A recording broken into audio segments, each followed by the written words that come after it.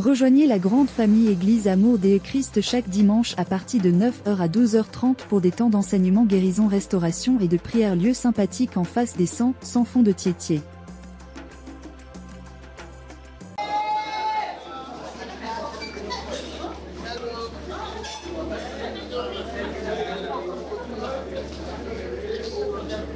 Je bénis le Seigneur ce matin pour son amour, sa miséricorde, sa bonté.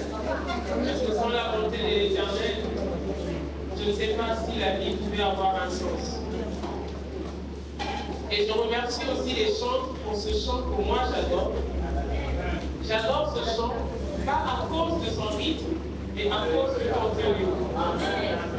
Si chacun de nous peut être conscient de ce que le contenu dit, bien aimé, je pense que nous ne serions plus les mêmes personnes. Je pense que nous allons prendre des résolutions extraordinaires pour la gloire de notre Seigneur. Parce que certains, c'est peut-être le rythme qui les conduit.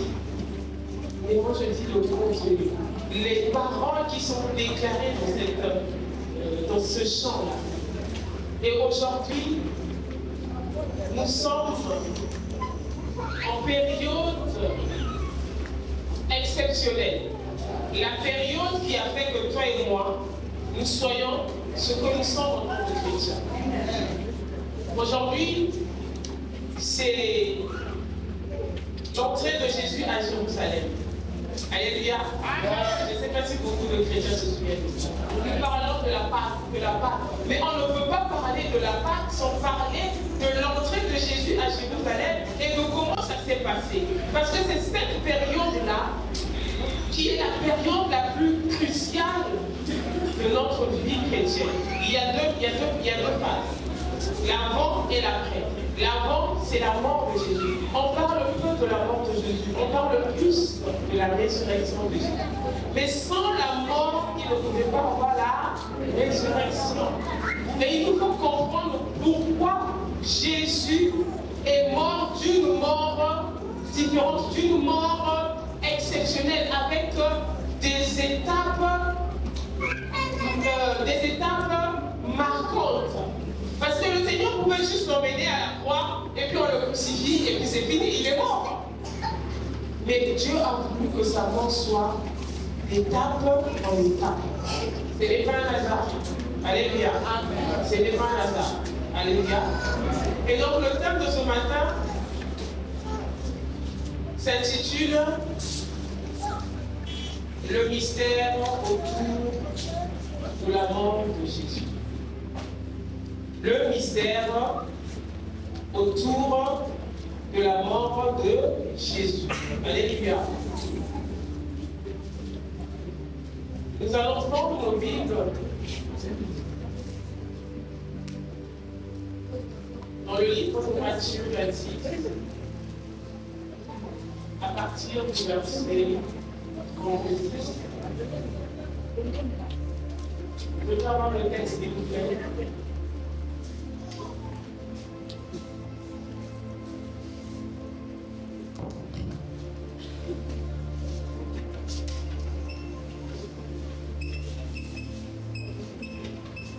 Nous lisons la parole du Seigneur dans le livre de Matthieu, chapitre 26. Chapitre 26, à partir du verset 36. Jusqu'au verset 46. Nous lisons la parole du Seigneur. Là-dessus, Jésus alla avec eux dans un lieu appelé Gethsémani. Et il dit aux disciples, asseyez-vous ici, pendant que je me lèverai pour prier.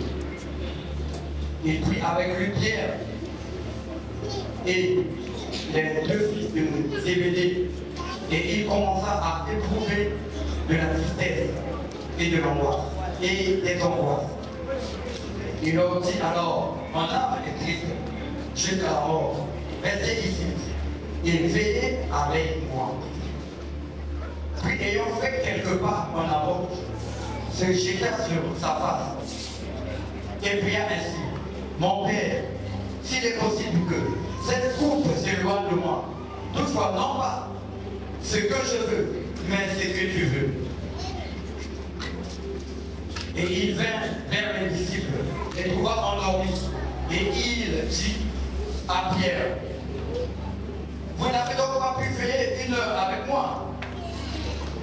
Veillez et priez, afin que vous ne tombiez pas dans la tentation. L'esprit est bien disposé, mais la chair est faible. Il s'éloigna une seconde fois et pria ainsi.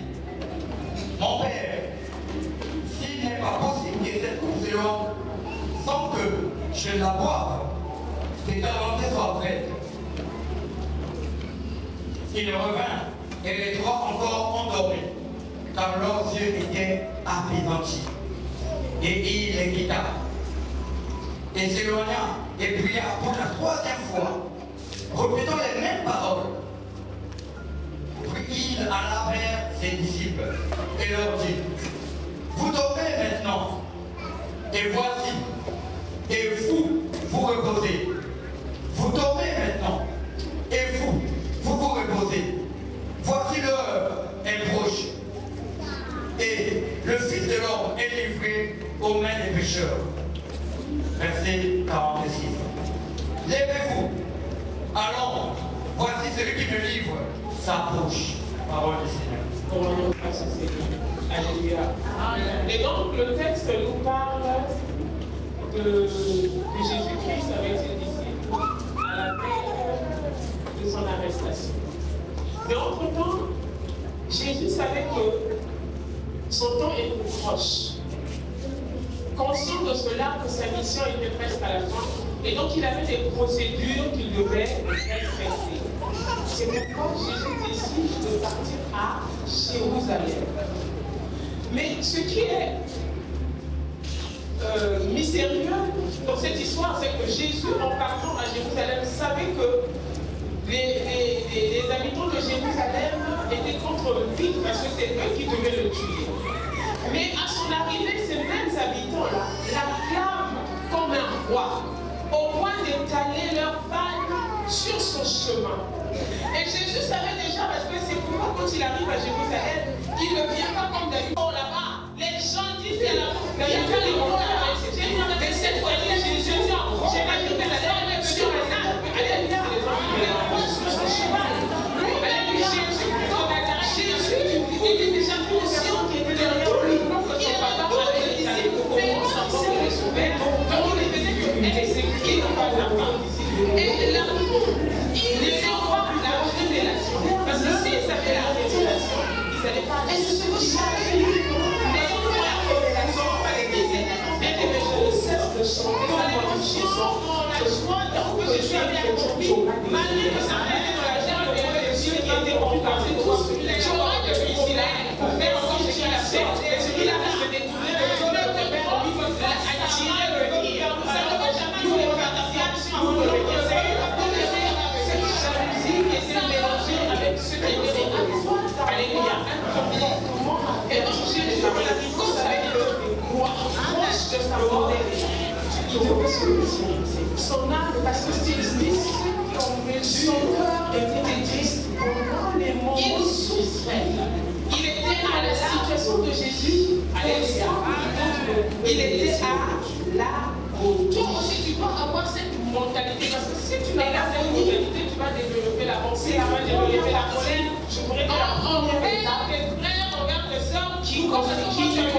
Ils ne sont pas venus te donner à manger. Ou quand tu as une situation, ils ne sont pas venus à ton célibat. Alléluia. C'est alors qu'ils se refusent. Donc Jésus, dans la traversée de sa mort, passé quand il s'est retrouvé de ces souffrances-là, beaucoup Jésus, notre sang dans les difficultés, il s'est réfugié dans les prières. Au lieu de chercher la face de Dieu, nous passons du temps à dire ça et là, à se plaindre, à changer d'église de lieu en lieu de visitation. Il dit ça, je ne peux pas. Et nous sommes chrétiens. Mais il arrive, je ne sais pas c'est quel verset c'est qui. Seigneur, son seul pour nous. C'est surtout dans la souffrance, dans les difficultés, dans les défis. Quand nous sommes dans des situations, nous voulons que notre volonté seule, parce que le Seigneur seule la volonté du Seigneur est bonne. Et comme nous sommes dans des difficultés, nous voulons que les autres choses soient positives. Moi, je suis en train de traverser cette situation.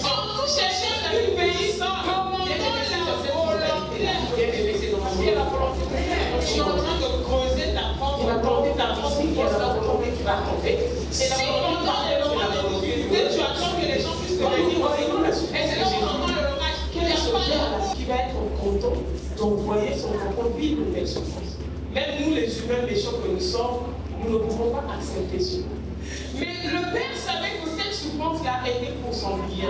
Parce qu'à la fin, il reçoit un nom qui est au-dessus de tous les noms. Il reçoit un pouvoir au-dessus de tous les pouvoirs. Et qu'à la mention du nom de Jésus, tout genou fléchit. Pas seulement sur la terre, pas seulement sous la terre, et même dans le ciel où le Père lui-même y règne. Voyez-vous, quelle est l'autorité qu'il a reçue? Parce qu'il a accepté de vivre cette humiliation, de vivre cette souffrance, de passer à travers ces difficultés que le Seigneur avait placées, que le Père avait placées devant lui. Alléluia. Aujourd'hui, chacun de nous traverse des défis. Mais souvent dans nos défis, quel est le type de prière que nous faisons? Seigneur, éloigne-moi de cette situation. Seigneur, enlève-moi cette situation. Seigneur, agis rapidement. Et certains qui disent des réponses express. Au lieu de dire Seigneur, tu connais la situation publique. C'est difficile, Seigneur. Mais autre chose que ce fortifie-moi à supporter ce défi. Parce que sans toi, je ne peux pas. Seigneur, sois avec moi dans ce défi. Ça, c'est le genre de prière que nous devions faire. Et nous disons, oh Seigneur, Seigneur, sors-moi de là. Seigneur, non. Mais est-ce que tu as demandé au Seigneur si c'est sa volonté ou pas? Non. Mais peut-être que le Seigneur a placé ce défi-là pour t'emmener vers un niveau plus élevé. Et que sans la traversée de ce défi, tu ne peux pas arriver là où le Seigneur veut t'emmener. Et quand tu dis au Seigneur, Seigneur, sors-moi de ce défi. Ah Seigneur, je n'en peux plus. Ah Seigneur. Nous devons demander au Seigneur de nous révéler sa volonté. Et qu'est-ce qu'il faut faire pendant ce moment-là? Quelles sont les stratégies? Quel est le comportement que nous devions avoir? Au lieu de se lamenter. Parce que vous savez que quand on se lamente, quand on se plaint, automatiquement, psychologiquement, on est bloqué. On est bloqué, on ne peut même plus regarder des solutions qui pourront venir. C'est pas possible. Parce que déjà dans ta tête, tout ton regard est figé sur le défi. Même si à côté il y a une solution, tu ne pourras non seulement voir la solution, mais comprendre cette solution. Parce que tout ton regard est seulement, je vais prendre un exemple, je suis là, j'attends le taxi. Tout mon regard est figé vers le taxi. S'il y a quelqu'un qui a un bus qui passe autour, je ne pourrais pas regarder. Pourquoi? Parce que psychologiquement dans ma tête, mon esprit, mes pensées sont figées vers le taxi que j'attends. Or, pendant ce temps, il y a un bus qui passait, qui va dans la même direction que je veux, qui pouvait aussi me faciliter. Mais comme dans mon esprit, c'est le taxi qui est rempli dans mes pensées, je ne vois pas le bus. C'est la même logique quand nous sommes dans une situation et que nous voulons que le Seigneur vienne agir. Nous lui donnons déjà une proposition de résolution. Nous devenons Dieu. Donc, on lui donne déjà une proposition de résolution. Et notre regard est fixé vers cette proposition que nous avons donnée, pas que Dieu a donnée. Donc, notre résolution est fixée vers cette proposition. Dieu envoie des résolutions que nous ne pouvons pas avoir. Amen. Alléluia. C'est ce que nous vivons et nous faisons en tant que chrétiens quand nous traversons le défi. Au lieu de faire comme notre Seigneur Jésus, regardez vers lui, dire Seigneur, que ta volonté soit faite. Et dans cette volonté, le Seigneur va te fortifier, va te donner un cœur, une capacité de surmonter. C'est pourquoi il dit, même quand tu traverseras le feu, les feux ne vont pas t'embraser. Pourquoi? Parce que ton regard ne sera pas fixé vers le feu que tu traverses, mais vers le Seigneur. Et donc la chaleur du feu là, tu ne vas pas ressentir. Amen. Alléluia. Et ça, c'est nous qui devons travailler cet état d'esprit. Et donc, pendant l'agonie de Jésus, Jésus dit, Seigneur, que seule ta volonté soit faite. Oui, c'est difficile, Père, mais que ta volonté soit faite. Parce que je veux que je puisse traverser cette difficulté. Le deuxième point de la mort de Jésus, le deuxième point qui mélange de son passage de mort, c'est la flagellation. La flagellation. Nous allons lire ça dans le 3, verset 13 à 16.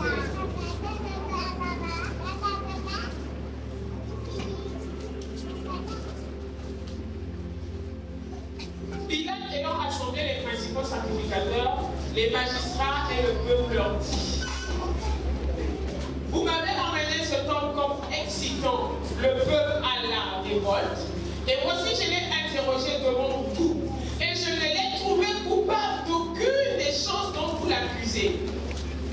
Hérode non plus, car il nous l'a renvoyé, et voici cet homme n'a rien fait qui soit digne de la mort.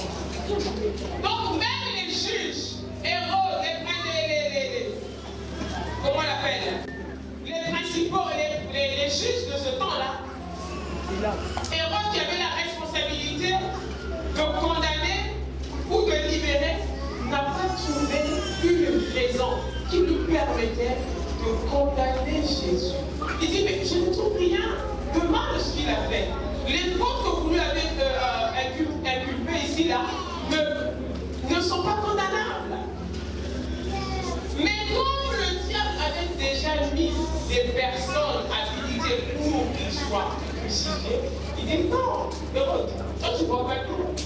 Cet homme-là a dit qu'il était le fils de Dieu, qu'il était le roi des Juifs. Donc il veut prendre la place de notre roi. Si toi, tu ne l'exécutes pas, ça veut dire que tu es contre le roi.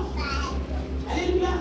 Et donc Hérode se retrouve dans une situation où il est bloqué par rapport aux accusateurs de Jésus qui mettaient sa propre vie en danger.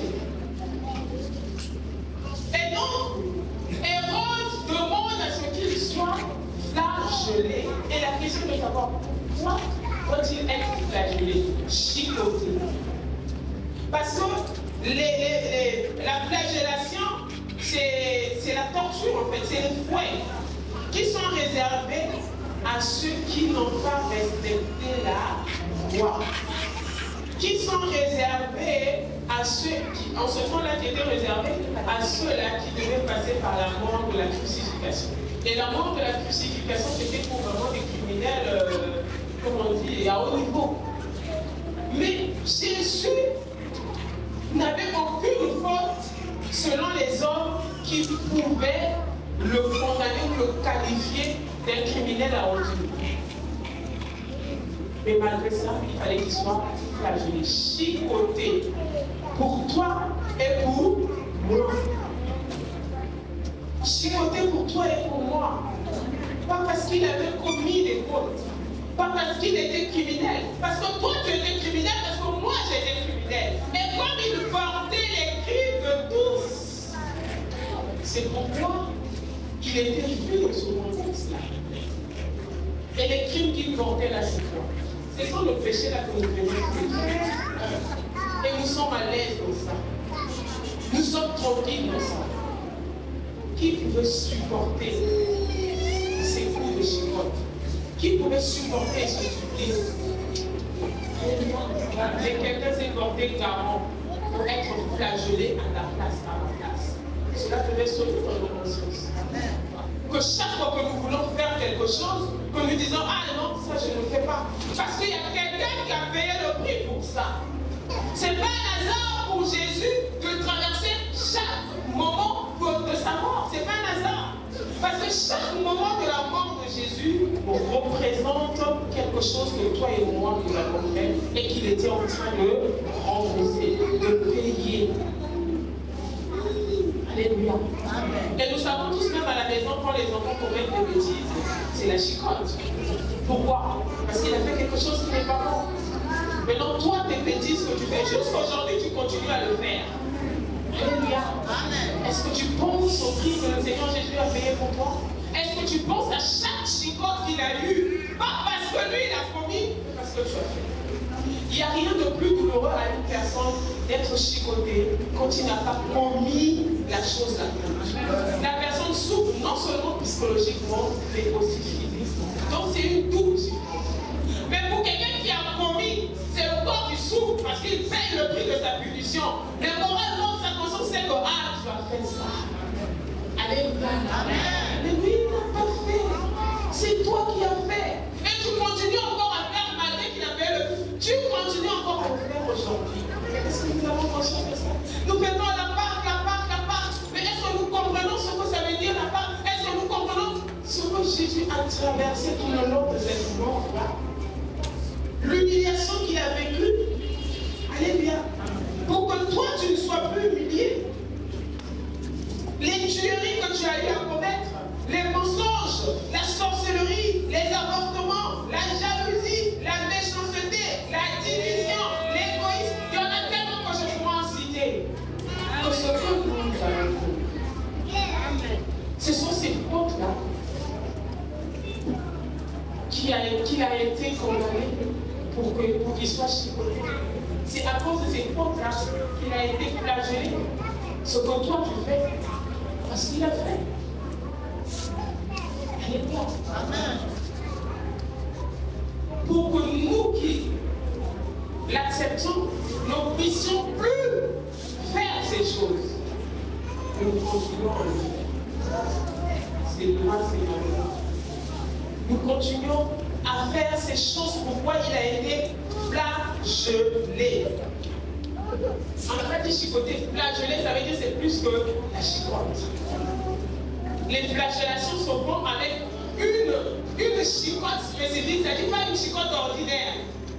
Une chicote, c'est-à-dire qui va t'arracher les peaux de là où ça va tomber.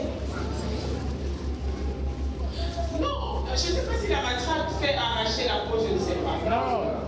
Non, la matraque, elle est électrique, elle va te faire mal. Mais les fouets de la flagellation, quand on jette ça sur toi et qu'on la retire, ça revient avec la peau. Ça t'arrache la peau. Ça t'arrache la peau. La matraque ne n'arrache pas la peau. Ça fait très mal, certes, mais ça n'arrache pas la peau. Or, les flagellations de Jésus, c'est pourquoi quand vous voyez le film, vous voyez que quand il est flagellé, les peaux s'arrachent, en fait, celui qui le flagellait, laissait les marques, les peaux arrachées sur lui. Voilà, ça déchirait sa peau. Ça déchirait sa peau. Alléluia. À cause de ton mensonge, à cause de ta jalousie, à cause de ta sorcellerie, à cause de tes tueries, à cause de ton égoïsme, à cause de tout ce que nous faisons de mauvais qui est devant Dieu. Alléluia. Amen. Sur le chemin de la croix, toujours, après son arrestation, pendant qu'il était sur le chemin de la mort, après avoir été flagellé, le troisième moment le plus important de cette mort, c'était la couronne d'épines. La couronne. Et pourtant, on avait déjà beaucoup de chapitres, il était fatigué. Et pourquoi lui, pensez encore cette couronne d'épines sur sa tête? Pourquoi? Nous allons le voir dans Jean 19, verset 2 à 5.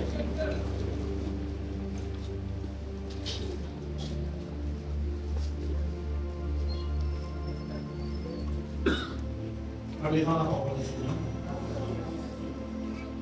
Les soldats prêtèrent une couronne d'épines qu'ils posèrent sur sa tête et ils le revêtirent d'un manteau de pourpre.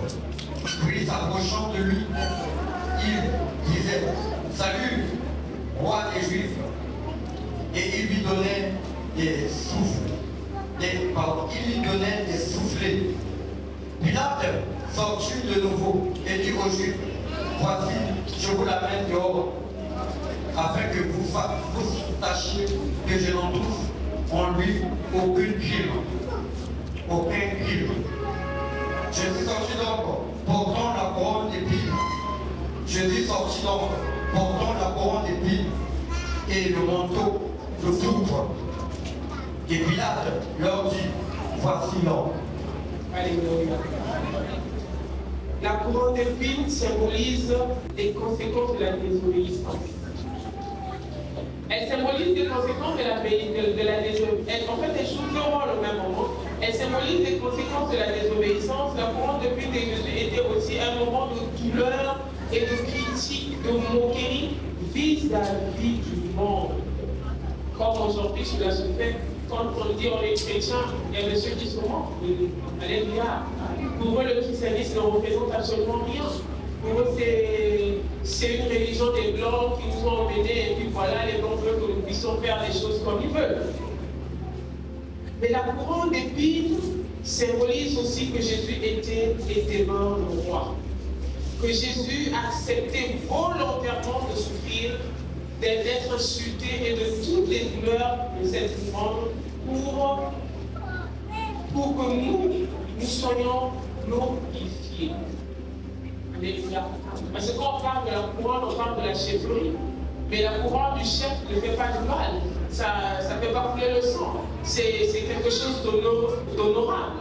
Mais pour notre Seigneur Jésus, c'était non seulement quelque chose qui faisait souffrir à cause de nous, mais aussi qui symbolisait sa grandeur en tant que roi qu'il était. Alléluia. Pas le roi du monde, mais le roi des rois du céleste. Parce que les choses du monde ne sont pas les choses célestes. Alléluia.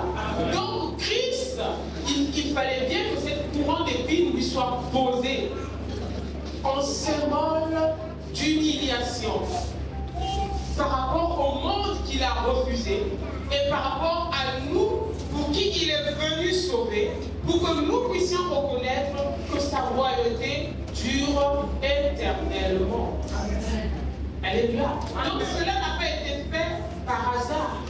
C'était dans les plans de notre Sauveur et Seigneur. Dieu voulait que les choses se fassent ainsi. Pour symboliser, pour signifier le rôle, la mission que Jésus était venu accomplir ici-bas, et surtout celle de la mort, parce que c'est celle-là qui nous délivre de plusieurs condamnations. Amen. Après la couronne, il y a le portement de la couronne.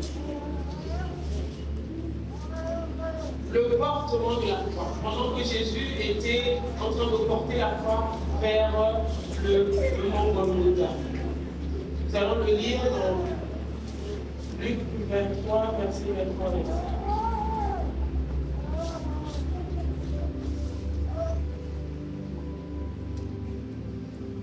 Lisons la parole du Seigneur dans Luc, chapitre 23, à partir du verset 23.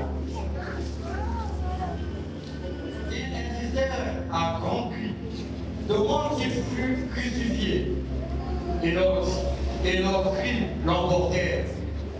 Pilate prononça que ce qu'il demandait serait fait. Il relâcha celui qui avait été mis en prison pour sédition et pour meurtre, et qu'il réclamait, et il livra Jésus à leur volonté.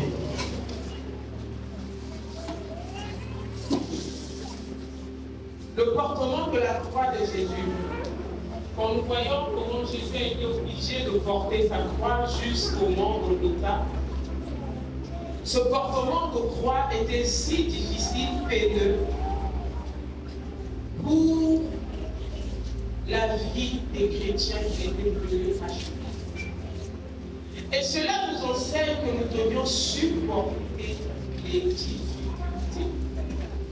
Jésus a supporté cette difficulté jusqu'à la croix.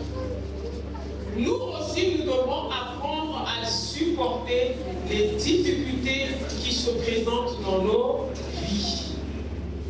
Beaucoup de chrétiens parmi nous croyons que Dieu n'est qu'un Dieu de bonheur et de plaisir. Quand les moments difficiles arrivent, là, Dieu n'existe plus. Hier, il y avait pendant que nous étions allés évangéliser, il y avait un jeune garçon qui me disait, mais quand je cherchais le boulot là, Dieu là, il était où? Quand je suis allé au corps militaire déposer mon dossier, Dieu là, il était où? Moi, je cherche l'argent. Dieu là, il est où pour me donner l'argent? C'est-à-dire que la majorité des gens, c'était le langage qu'il avait. Et qu'est-ce que ça explique? Peut-être qu'eux, ils ont eu le courage de le dire, nombreux parmi nous ici, peut-être pensent également la même chose, mais n'ayant pas le courage de le dire.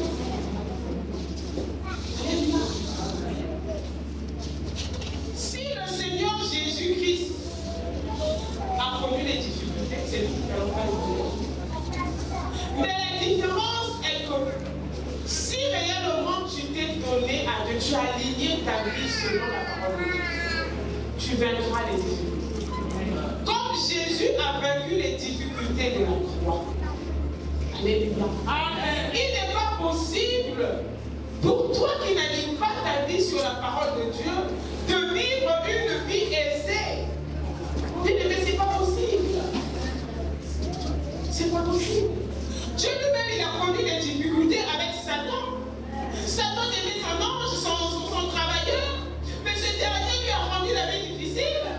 Alléluia. Qui ne connaît pas l'histoire de Satan? Qui ne sait pas que Satan c'était l'ange de la lumière? Comme ça, un jour, on va faire l'historique. Alléluia. Satan n'est pas arrivé comme ça au hasard. Mais sa rébellion a rendu la vie difficile au Seigneur parce que les plans de Dieu étaient obligés de changer ses plans. Quand il a créé l'homme, il l'a envoyé dans le jardin d'Éden. C'était pour que l'homme vive en paix. Satan ne s'est pas arrêté là. Il est encore parti tenter l'homme pour envoyer l'homme dans le péché pour que l'homme puisse mourir. Pour dire que c'est lui-même le créateur du ciel et de la terre et de toutes choses a connu des difficultés parce qu'il y a eu quelqu'un qui lui a rendu la vie difficile. Et à tout moment, toi, c'est créature. Et si tu n'apprends pas à supporter les difficultés en te confiant au Seigneur, mais bien aimé, c'est une faute grave. Le marabout, le féticheur, il va donner une solution momentanée, mais il ne donnera pas une solution durable. Nous avons besoin des solutions durables. Depuis que je suis en train de prier cette maladie-là, je ne vois pas grave. On m'a dit qu'il y a un papa, vers mon papa sur la montagne, sur la colline là-bas. En tout cas, je vais aller voir le papa. Oui, le papa, il pourra t'apporter une solution éphémère et pas une solution définitive. Il va te dépanner pour un moment, mais la situation reviendra. Alléluia. Donc c'est à toi, chrétien, qui doit avoir la résolution. La difficulté est là. Seigneur, Père, je fais quoi? Qu'est-ce que je vais faire dans ces difficultés? Quelle est la résolution? Et si tu es réellement enfant de Dieu, et si réellement tu alignes ta vie selon la parole de Dieu, c'est vrai que ça prendra le temps que ça prendra, mais tu trouveras la solution. Tu trouveras la solution. Alléluia. Alléluia. C'est pourquoi il est important pour nous de connaître ces choses, pour que nous ne soyons pas chamboulés quand nous sommes au moment de difficulté. Parce que si tu n'as pas une bonne fondation, le mercredi, nous avons appris, mon enfant n'était pas là, et c'était un message nerveux tiré de la rhapsodie du ciel. Comment aligner ta vie à la parole de Dieu et les conséquences qui viennent quand ta vie est alignée à la parole de Dieu et quand ta vie n'est pas alignée à la parole de Dieu. Alléluia. Parce que beaucoup pensent, pour repartir un peu dans le texte là, c'est un peu similaire. Beaucoup pensent que quand je prie, donc prier c'est venir à l'église. Prier c'est pas venir à l'église. Prier c'est aligner ta vie à la parole de Dieu. Faire ce que Dieu me dit de faire et ne pas faire ce que Dieu me refuse de faire. Ça c'est quoi? Quand ta vie est alignée à la parole de Dieu et que les ennemis viennent, tu vas mal. Parce que celui qui envoie, celui qui dirige et contrôle ta vie, c'est celui-là qui va te donner la capacité d'écraser les ennemis et aussi l'avantage de ce défi.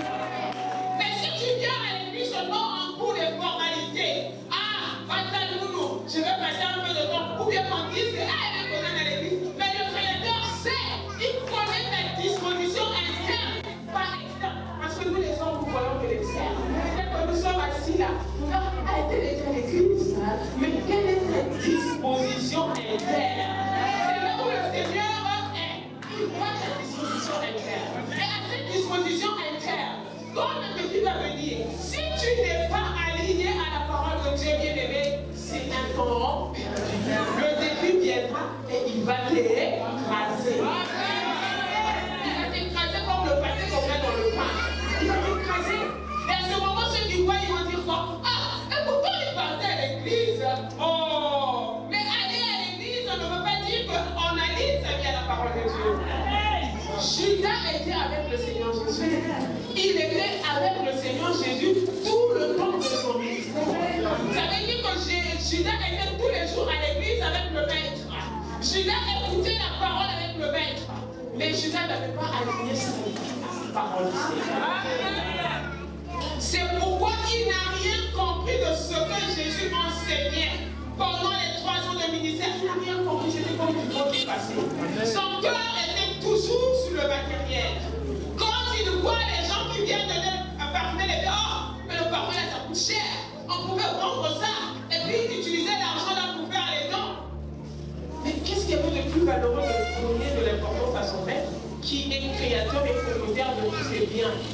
Le cœur de Judas n'était pas disponible. Amen. De la même façon, quand tu viens au Seigneur, si ton cœur n'est pas disponible, tu seras utilisé comme Judas a été utilisé.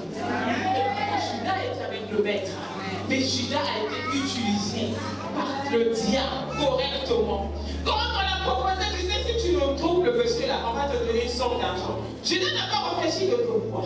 Judas est allé vendre le maître, il a récupéré l'argent. C'est quand tu récupères l'argent, tu te rends compte que l'argent n'avait pas de la valeur par rapport à la paix qu'il avait perdue. Parce que c'est à ce moment-là qu'il perd la paix. Et il se rend compte que l'argent qu'il tenait n'était pas en mesure de lui donner la paix. Puis il avait pas de Seigneur Jésus. Et quand il veut aller rembourser l'argent, il dit oh, c'est trop tard. Non, l'argent, nous on a déjà ce qu'on veut. Il faut partir avec son argent. Amen. Mais la vie n'avait plus de sens. Parce qu'il n'avait plus la paix. Or, la paix, la tranquillité, la joie, c'est ce que Dieu. Amen. On peut dire à ceux qui pensent que l'argent, c'est la source de bonheur. L'argent est une source de résolution de biens, de besoins. Mais ce n'est pas la source. Amen. Alléluia. C'est pourquoi quand tu traverses ces difficultés, ne pense pas que l'argent est la résolution à tes problèmes. Non, l'argent, c'est la guide. L'argent, beaucoup parmi nous avons été aveuglés par l'argent. Vous savez, quand quelqu'un qui a l'argent, là, les gens lui laissent. C'est dans son compte bancaire. Alléluia. Même quand tu viens à l'église, bon, mais il faut venir parce que c'est une tradition. Mais sinon, tout ce que tu veux faire, tu calcules avec l'argent. Tu ne demandes plus la volonté de Dieu. C'est maintenant la volonté de l'argent, la capacité de ton argent. Je veux faire tel business. Est-ce que mon compte, mon argent me permet? Oui, ton argent te permet. Quand tu te jettes, mais tu dis, oh Seigneur, je veux faire tel business. Tant que ça peut te donner les intérêts, tu peux faire beaucoup d'argent. Alléluia. Amen. Tu ne peux pas gagner beaucoup d'argent ici. Amen. Si nous sommes honnêtes, qui ne veut pas gagner beaucoup d'argent ici n'a pas levé le doigt. Et Dieu connaît les profondeurs.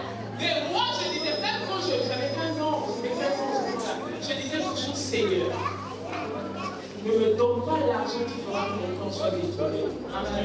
C'était ma confession. Amen. Alléluia. Et je dis toujours, jusqu'au jour d'aujourd'hui et maintenant que je parle, je ne sais pas, l'argent n'a jamais été pour moi une influence qui va me faire détourner de mon argent. Je le permets. Alléluia. Parce que l'argent, c'est l'homme qui lui donne de la valeur. Ce n'est pas l'argent qui donne de la valeur à l'homme, mais c'est l'homme qui donne de la valeur à l'argent. Aujourd'hui, si l'homme décide que le CFA est évalué, le CFA n'aura plus de valeur. La preuve qu'on a changé les pièces aujourd'hui, les pièces que nous utilisons autrefois a été changée. Je pense que je vais l'informer. Ça veut dire qu'aujourd'hui, c'est bon. Il y aura toujours un temps avant que ça puisse quitter le marché. Mais si le temps là arrive et que tu réapparaisses avec cette monnaie-là, vas-tu avoir de la valeur d'échange? Non. Parce que les hommes ont décidé que toi, sans prendre, je ne sais pas comment, là, tu n'auras plus la valeur. Amen. C'est pour dire que humains comme nous sommes, nous devons comprendre que l'argent est une nécessité, mais l'argent ne peut pas être notre vie. C'est pourquoi le programme en dit que l'argent est un bon serviteur, mais un très mauvais maître. Donc si tu fais de l'argent ton maître, tu vas te perdre. Amen. Alléluia. C'est pourquoi tu dois comprendre les choses spirituelles et surtout les choses de ton Seigneur, parce que tu as choisi le Seigneur Jésus-Christ, ton Seigneur et Sauveur. Tu dois comprendre qui est ce Seigneur-là pour toi. Si tu ne comprends pas qui est le Seigneur Jésus-Christ pour toi, tu es comme un figurant. Alléluia. Quelqu'un qui va au stade, c'est comme nous autres là. Moi, je ne comprends rien sur le football. Donc, si vous m'emmenez au stade, vraiment, ça va être juste les yeux qui vont, se distraire pour voir les gens qui courent le ballon. Mais je ne comprendrai jamais le sens du match, le jeu du match. Alléluia. De la même façon, toi qui viens ici, si tu ne prends pas le soin de comprendre qui est le Seigneur Jésus pour toi, ce qu'il attend pour toi, pourquoi pourquoi il est mort pour toi, pourquoi il a traversé ces moments pour toi, tu seras quand même plus grand dans le stade. Donc, pour revenir sur la crucifixion de Jésus, la crucifixion de Jésus nous apprend à tous à endurer les difficultés, à savoir supporter et surmonter les difficultés. Et c'est ce qui nous rend plus forts dans la vie. Alléluia. Si tu ne supportes pas, tu ne surmontes pas les difficultés, tu ne pourras pas être fort. Jésus-Christ a supporté de porter cette croix jusqu'au mont Golgotha, et c'est à cet effet qu'il est devenu aujourd'hui le Seigneur des Seigneurs. Et qu'à la mention du nom de Jésus, tous les démons tremblent. S'il n'avait pas supporté ça, imaginons que sur la croix il dit, ah Père, moi je suis fatigué, cette croix-là je vais la jeter. Il allait être ce qu'il est aujourd'hui.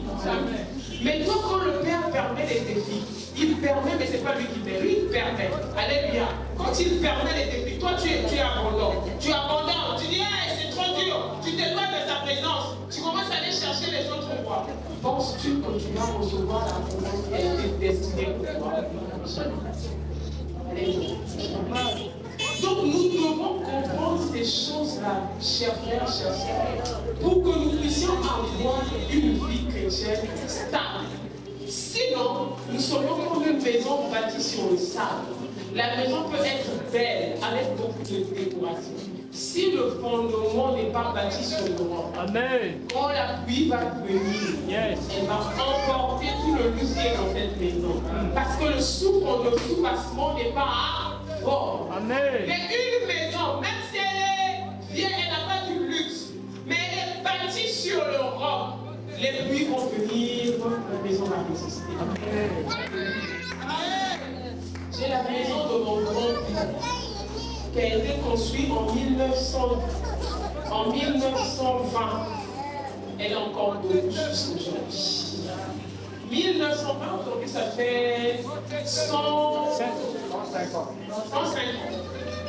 105 ans. Avec tout ce qui s'est passé, le temps que ça a pris, les pluies, les tempêtes, les toits de cette maison, les tôles de cette maison ont été changés. C'est juste quelques tôles, hein, même pas toutes les tôles. Quelques tôles ont été changées en 80, en 2000. En 2000, de 2000 jusqu'aujourd'hui. Donc les tôles qui n'ont pas été changées là. Donc depuis 1920 jusqu'aujourd'hui, c'est survie. Alléluia. C'est pour dire quoi? C'est pour dire que quand les choses sont bien faites, bien aimé, ça résiste devant tout. Et aujourd'hui, toi, en tant que personne, tu es le temple de Jésus-Christ. Quel est le fondement de ta vie chrétienne? Quel est le fondement de ta vie chrétienne? Venir à l'église ne te donne pas un fondement. Venir à l'église ne te donne pas un fondement.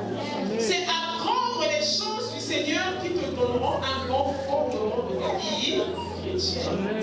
Alléluia. Quand il y a des enseignements, il faut aider les enseignements. Parce que je dis toujours, la prophétie vient te révéler la situation. Ok, certes, mais quelle est la résolution? Parce que je pense que le côté le plus important de la situation, c'est la solution. Ce n'est pas le révéler le problème, oui, me permet de savoir qu'est-ce qu'il faut faire. Mais non, la question qui va me sortir du problème, c'est ce que je vais faire pour sortir de là. Parce que quand nous avons les prophéties, on dit, le prophète dit, ah, prophète, qu'est-ce que Dieu a dit? Ah, dans ma situation là, je crois que c'est un homme au village. Toi, tu as eu une étoile qui a été volée par les... Oui, d'accord, on a fait. Bon, maintenant, je fais quoi pour récupérer cette étoile? C'est ce qui me porte le plus. Je fais quoi maintenant? Maintenant, c'est là où le prophète, il ne peut plus rien faire. Vous voyez qu'à un certain moment, c'est plus intéressant. Ça, c'est mon point de vue. Moi, je préfère la parole de Dieu. Parce que la parole de Dieu, non seulement qu'il me réveille, mais il me dit aussi ce qu'il faut faire. Donc, pour moi, le plus grand prophète de ma vie, c'est la parole. C'est pourquoi chaque jour de ma vie, je me plie. Je me plie. Là où je ne connais pas, ok, le Seigneur sait que je ne connaissais pas. Mais dès lors que je prends conscience de cette faute-là, je dois la corriger. C'est-à-dire que moi-même, je me donne l'obligation de la corriger. Parce que ce n'est pas pour l'intérêt d'un pasteur, ce n'est pas pour l'intérêt d'une soeur ou d'un frère, c'est pour mon intérêt personnel. Et c'est cette attitude que nous devons avoir.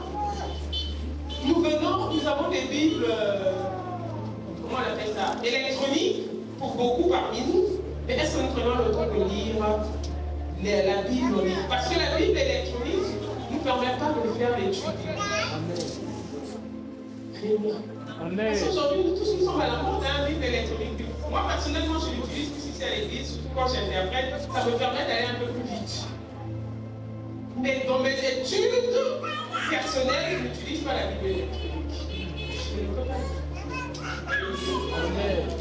Donc, je t'invite, toi qui n'as jamais acheté une Bible, va à la librairie, achète une Bible. C'est pour toi. Ce n'est pas pour quelqu'un d'autre. De la même façon, quand tu vas à la boutique acheter un vêtement, c'est pour toi. C'est toi qui vas profiter du boulot là où tu es. Ce n'est pas quelqu'un d'autre. C'est la même chose. C'est parce que ça te permet d'apprendre. Il n'y a rien de plus beau que la Bible. Amen. Nous fuyons beaucoup l'apprentissage, mais ça finit par nous rattraper. Amen. Si toi tu es quelqu'un qui, autrefois, on disait à l'école, je réponds en Angleterre, je réponds en Angleterre. Mais j'ai une copine, dans une religion classique, dans la 5e, 4e, 3e, elle disait, nous c'est en France, pas en Angleterre, nous c'est en France. À ma grande surprise, elle s'est retrouvée en Angleterre. Elle me dit, Dieu devait vraiment enfier le cours d'anglais là, mais ici, là, ça m'a rattrapé. Amen. Elle dit, mais voilà, si tu avais appris la langue anglaise depuis à l'école, mais aujourd'hui en Angleterre, tu devais te sentir un peu plus à l'aise. Mais tu es obligé de faire d'abord la langue. Une fois que tu as la maîtrise de la langue, c'est à ce moment que tu vas commencer à faire ton programme scolaire. C'est pas intéressant? Amen. Donc c'est pourquoi nous devons aimer l'apprentissage. Nous devons aimer l'apprentissage. Et l'apprentissage dans tous les domaines. Que ce soit le domaine du Seigneur, que ce soit le domaine. Et enfin, le 5e point, c'est la crucifixion. Crucifixion de Jésus sur la croix. C'était la dernière étape. Alléluia. Du chemin de la croix. C'était la dernière étape quand Jésus est arrivé sur le mont Golgotha. Là, c'est maintenant la crucifixion. On l'a placé sur la croix. On a commencé à marteler les pieds, marteler les mains, piquer le côté. Alléluia. Mais pendant la crucifixion, il s'est passé aussi quelque chose d'exceptionnel. On l'a pas crucifié, on a fini de le crucifier, on l'a laissé comme ça, et puis il est mort. Non. Mais chaque moment, le Seigneur a déclaré des paroles. Nous allons lire le livre de Marc 15, verset 24 à 32. Rejoignez la grande famille Église Amour de Christ chaque dimanche à partir de 9h à 12h30 pour des temps d'enseignement guérison restauration et de prière lieu sympathique en face des 100 fond de Thiétier.